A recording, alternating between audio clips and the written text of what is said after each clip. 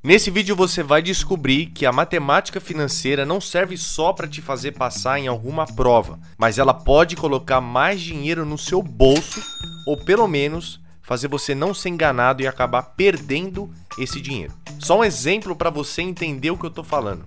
Tem uma coisa que tira dinheiro todos os dias do seu bolso e você provavelmente nem sabe, que se chama inflação. E não saber sobre isso vai fazer você achar que o seu salário aumentou, que o seu investimento deu um retorno positivo, mas na verdade você está comprando menos coisa do que compraria há um tempo atrás. Ou seja, você tem menos poder de compra e está se iludindo achando que tem mais dinheiro. Para você entender, vamos supor que você tem um investimento ou que o seu salário aumentou em 10% no último ano, ok? E a inflação nesse mesmo período foi de 12%. Como é que a gente calcula qual que foi realmente o retorno que você teve com esse investimento, tá? O seu poder de compra. É só a gente pegar 1,10 que representa esses 10%, dividir por 1,12 que representa a inflação e a gente vai chegar em 0,982. Isso aqui representa uma redução de 1,8%. Isso significa que, na verdade, você perdeu quase 2% do seu dinheiro nesse mesmo período, mesmo parecendo que o seu salário aumentou ou que o seu investimento deu 10% de retorno. Isso é só uma coisinha que a matemática financeira vai te ajudar a ficar mais esperto. E antes de eu te falar quais são as outras coisas mais impactantes na sua vida, já vai deixando o seu like aí nesse vídeo e certifique-se que você está inscrito com o sininho ativado para receber sempre recomendação assim que eu postar um vídeo novo, beleza? Agora eu quero te falar quais são os assuntos importantes e básicos da matemática financeira que você precisa aprender, seja para sua prova ou seja para ter um conhecimento mínimo desse assunto e que vai impactar, como já falei, o seu dinheiro. Então, primeira coisa que você precisa saber antes de tudo é porcentagem.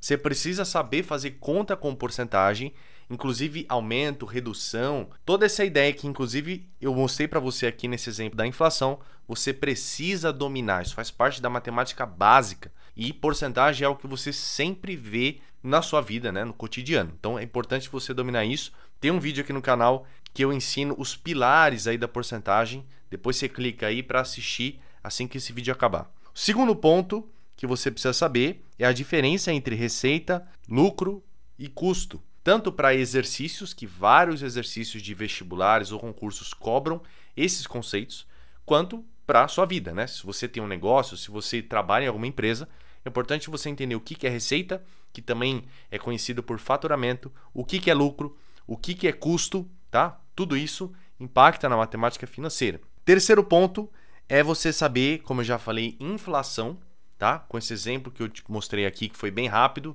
mas eu também tenho um outro vídeo aqui no canal que eu explico inflação em 7 minutos, para você entender essa ideia de poder de compra e tal. Depois você assiste. E outro ponto, que é o famoso juros simples e juros compostos. Eles só aparecem depois de você ter entendido muito bem porcentagem. Se você não entender porcentagem, esquece, tá? Agora, qual que é a real diferença entre juros simples e juros compostos? Basicamente, o juros simples, se a gente pensar em um investimento, por exemplo, você vai estar sempre recebendo a mesma quantia em reais todos os meses ou todos os anos. Os juros compostos não, eles vão crescendo exponencialmente de acordo com o valor anterior. Eu fiz um exemplo tabelado para você entender. Vamos supor que você vai investir, seu cheio da grana, e vai colocar 200 mil reais para investir. E nesse investimento, ele te dá, por exemplo, 5% ao mês, tá? Que eu já vou falar se essa taxa está muito fora da realidade ou não. E aí a gente vai comparar o que acontece com juros compostos e com juros simples. Pensando em juros simples primeiro, dá uma olhada que você tem aqui, os 200 mil, inicialmente no primeiro período, no primeiro mês. Aí os seus juros vai ser 5% desse valor, que são 10 mil. Só que o juros simples, ele sempre vai acrescentar os mesmos 10 mil reais no seu capital, tá? Ou no seu montante. Sempre vai acrescentar essa quantia. Então você vai crescendo de 10 em 10 mil, como você está vendo aqui na tabela, tá certo? Então é fácil você fazer conta com juros simples, porque ele é proporcional ali à quantidade de meses, é super tranquilo. Tem fórmula para isso tudo, mas eu não vou entrar em detalhe nesse vídeo aqui agora, porque não é objetivo, tudo bem? Agora, qual que é a diferença para os juros compostos?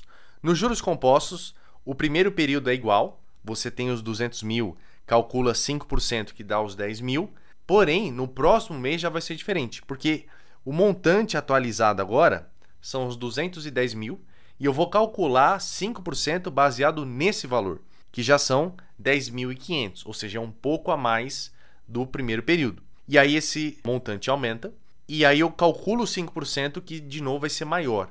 E esses juros vão aumentando, aumentando cada vez mais, até você chegar aqui, por exemplo, no 10º período, que os seus juros que foi acrescentado já vai ser aí de 16 mil, tudo bem? Então ele vai crescendo esses juros. E se você comparar, ó, no juros simples, em 10 meses, a gente ficou com 300 mil, nos juros compostos já são 325 mil, quase 10% a mais só em 10 períodos. Então, se a gente pensar em um gráfico, como é que seria a curva desse montante ao longo do tempo, eu fiz um gráfico para você para entender exatamente o que acontece. Dá uma olhada. Ó. A curva em roxo é o juros simples, que é uma reta, porque eu estou sempre acrescentando a mesma quantia em dinheiro. E a curva dos juros compostos é uma curva exponencial, tá? Esse capital vai crescendo e ele cresce muito. Quanto maior o tempo, maior o período que você está naquele investimento, maior vai ser a diferença entre o seu investimento a juros compostos e a juros simples, tá? É brutal a diferença. Então, tá aí para você enxergar visualmente isso, ok? Muito importante você dominar juros simples, juros compostos, saber fazer conta com essas duas coisas. E aí, um cuidado que você deve ter, e mais uma vez é um ponto de atenção para você não cair em golpe na internet, seja em pirâmide, qualquer outro tipo de coisa. E eu falo isso porque eu aqui já caí em muitos golpes, tudo bem? Eu já fui inocentão e já caí em várias pirâmides, etc. Hoje eu estou mais esperto. Mas ó, as taxas normais que você vai encontrar no mercado, seja no mercado de ações ou investimentos renda fixa, qualquer coisa, vai estar nessa faixa aqui de 0,5% ao mês até 1,5% ao mês.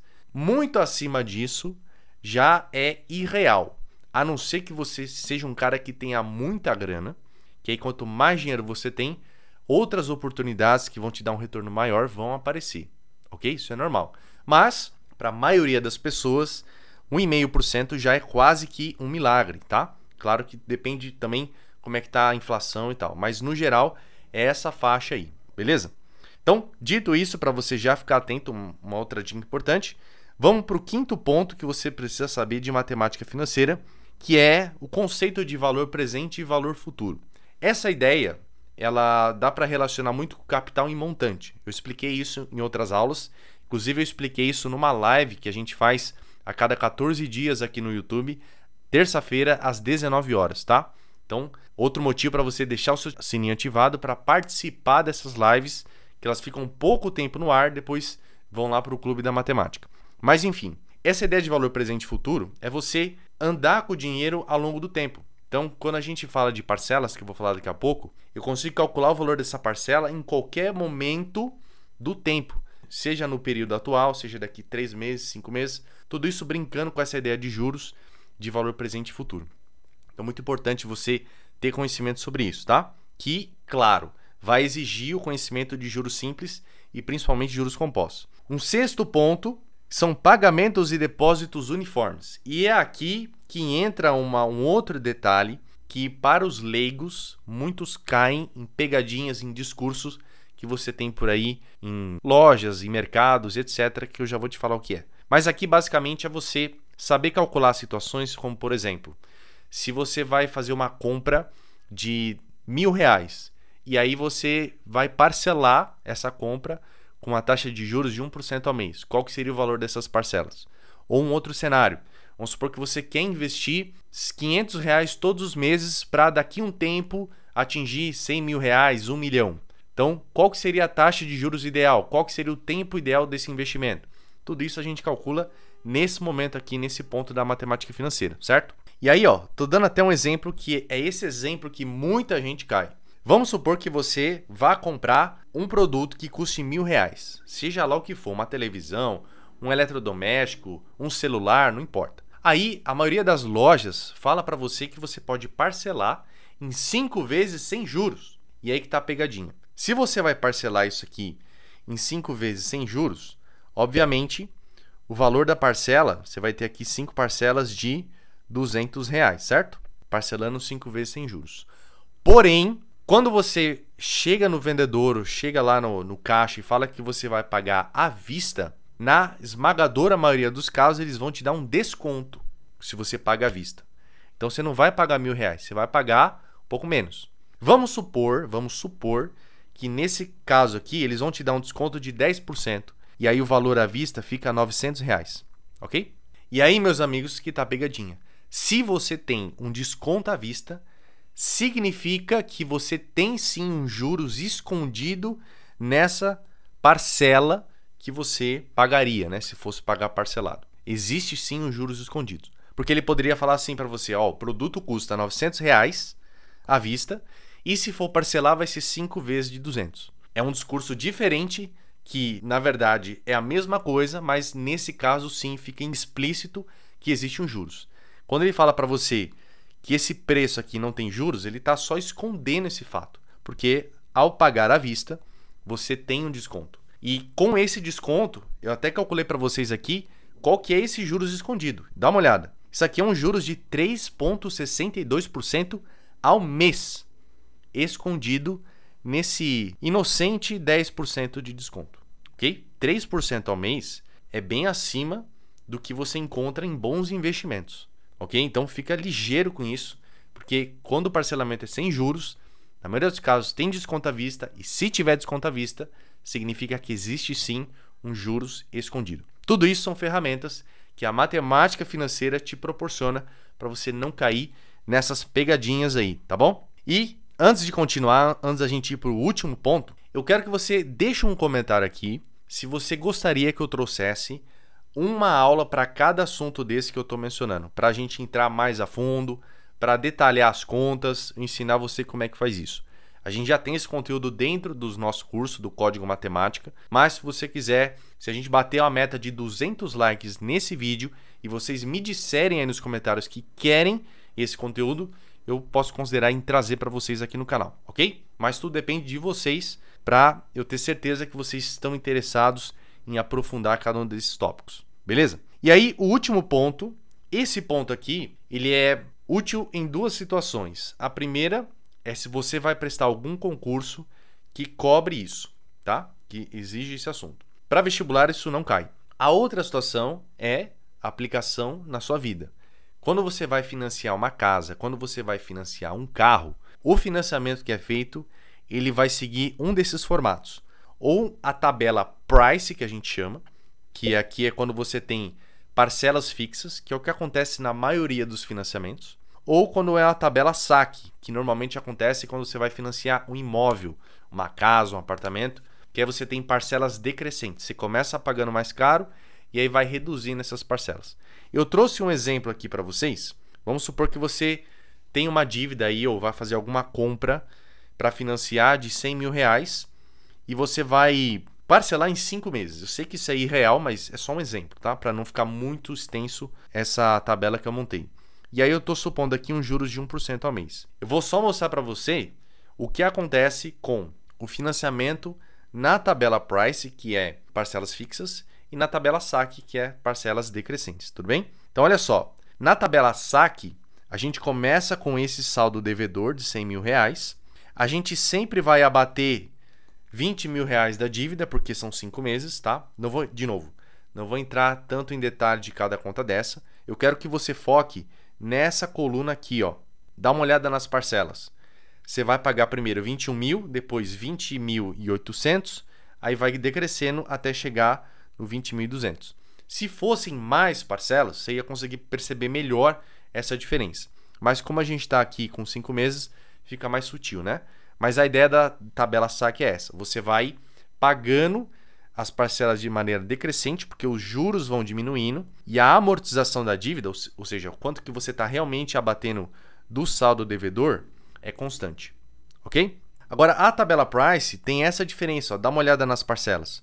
Você tem sempre o mesmo valor a ser pago. Isso acontece muito quando você faz compra em mercado, em lojas, né, que é esse tipo de financiamento. Às vezes quando você financia carro também é nesse modelo.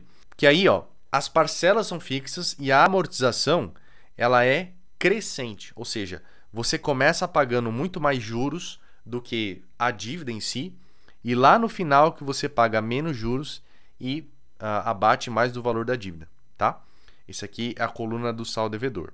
De novo, não estou entrando em detalhes sobre como calcular cada coisa. É só para você ter noção da existência desses dois tipos de financiamento e saber a principal diferença entre eles, que é uma tem parcelas decrescentes e outra tem parcelas fixas, que é o que acontece em cada um dos casos. Tudo bem? Então, são esses conceitos básicos de matemática financeira que é importante você saber para aplicar na sua vida, para ter noção de como é que se calcula as coisas. Não quer dizer que você vai ter que fazer a conta na mão. A gente tem Excel, tem vários softwares que fazem essas contas, mas você precisa saber o que você está fazendo e quando calcular uma coisa ou outra. Beleza? Então, espero que você tenha gostado desse vídeo. Não esquece de comentar aí se você quer que eu traga um vídeo específico para cada assunto. Estou de olho aí nos comentários. Ativa o seu sininho também para não esquecer de participar das nossas lives de terça-feira a cada 14 dias. Fechado? Beijo no seu cérebro e a gente se vê.